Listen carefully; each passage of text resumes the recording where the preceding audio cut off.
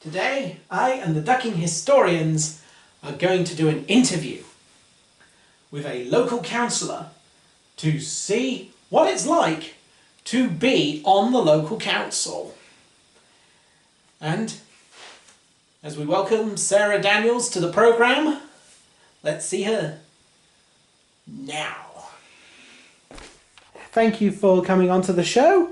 So, for the viewers at home, would you mind saying who you are and say where you are a councillor for? Yeah, of course. Hello, my name is Councillor Sarah Daniels and I'm one of the 3 ward councillors for Bolehall.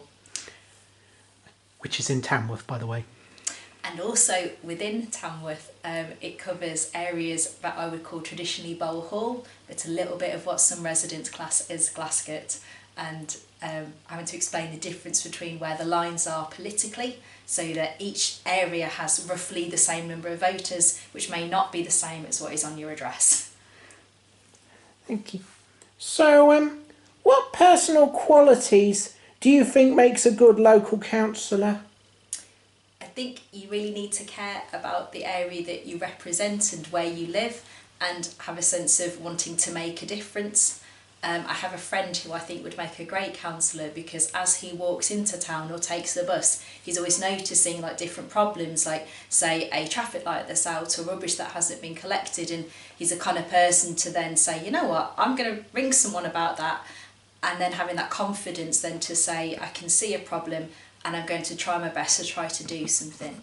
I think that being a good communicator helps, but people and we can help develop that confidence, just to say, actually, are you keen to talk to people? Are you a good listener? If you have that plus the desire to make a bit of a difference, I think those are the main qualities to have. If you don't mind me asking, why did you become a councillor? I felt that I'd got a bit of time in my life, having got more confident in my day job, to give something back to my town. I felt that it gave me a lot growing up. I used to be part of a wind band for the town and a choir for the town, and I felt like it gave me a lot as a child, and I wanted to give something back, and I thought that by being a councillor that's a way that I could help. I'm not a natural nurse or a babysitter, so I thought actually something where I can advocate, talk to people, talk in meetings, those are things that I can do, and I thought that'd be a way I could help. Oh, thank you. Aside from council meetings, are you on any committees or such? And if so, would you mind letting the viewers at home know what they are? Sure. This year, so the year in a council follows the local election results, so we go from May to May. I will be on licensing and I'm joining that for the first time. So my understanding is we'll be looking at businesses like, say, taxi companies, takeaway food places or pubs and restaurants who want to have a licence. We'll be reviewing whether they can or cannot open, or if they're following their terms. I know that recently there was a case looking at what's appropriate for taxi drivers. And then I'll be on the cabinet, which means that we look more overall at different decisions made over Tamworth. Last year I used to be on a committee for health, and I loved being on that committee because we would look at things that were happening with doctors' surgeries, with issues to do with deprivation, sport opportunities for young people in Tamworth, and I really loved being a part of that. Oh, thank you. How important would you say the local budget is when it comes to functions of what the council does? I think it is at the heart of it, because whatever you want to achieve, you have to have the money for it. And I think it's really important that as a council we explain to residents what the money we have is and what that means that we can do, because a lot of what happens within our town is actually above our level, at county level.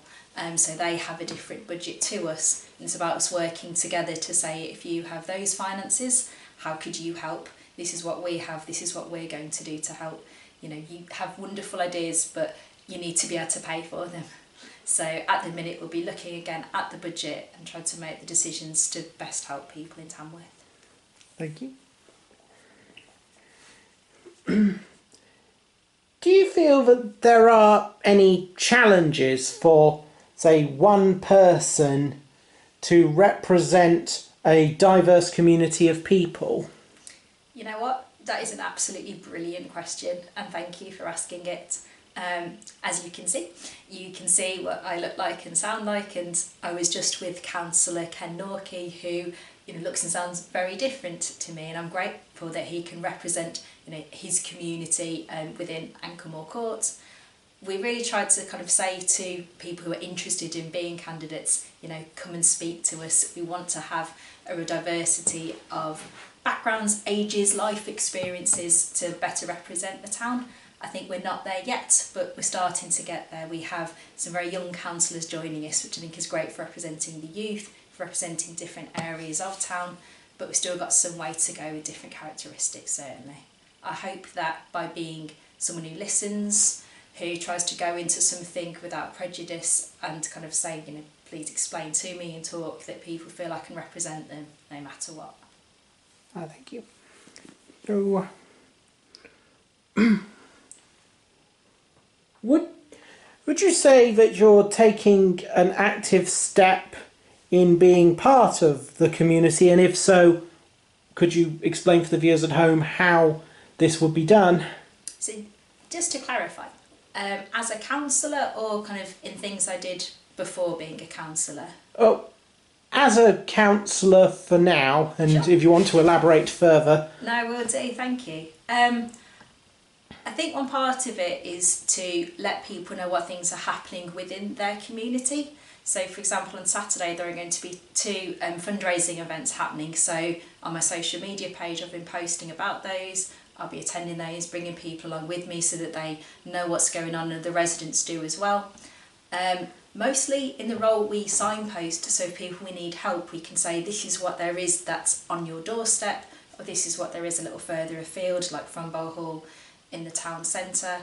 So I think though you may not be there 24/7 physically kind of on the streets, you are kind of that active person where people start to know, oh, if I contact them, they can help me, because that's what we're here to do. Before becoming a councillor, one of the things that really interested me about what that role could do was being a part of the Tamworth Pride Committee, and the ability to help organise an event where lots of people said, thank you, we wanted there to be this for a really long time, we wanted it to be a safe space, and then conversations of, oh, do you know who I could speak to if I was ever concerned about X or Y? And we were just able to do that by having this one event. Oh, no, speaking of these two things together, how would you say it helps in being interconnected with your local community before becoming a councillor, once you're actually a councillor?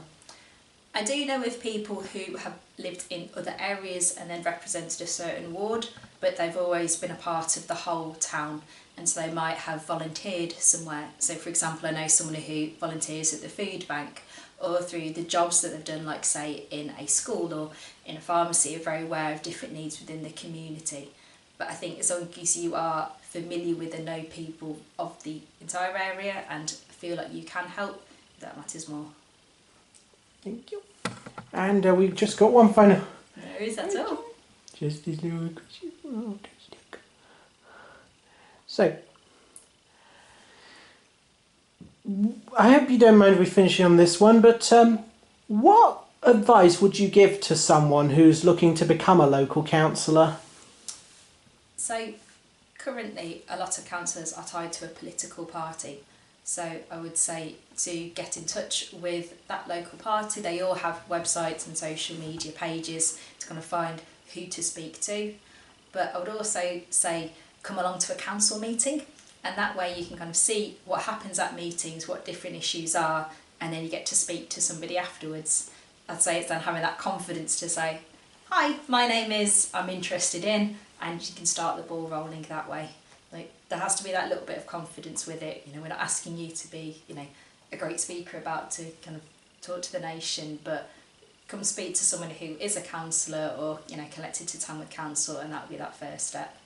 And just come say hello, because even if you think that role may not be for me, there's definitely ways that you'll be able to help out. Well, thank you very much, and thank you, Sarah, for being in our interview. I hope it went well for you. Thank you so much. And thank you to Sarah Daniels for appearing on the programme. Thank you for coming. We really enjoyed your stay. Thank you for visiting. It was great to have you on. Thank you for having us. And thank you for answering our questions. So, thank you very much to Sarah Daniels for joining us today. Thank you everyone for watching. And it was lovely having you here.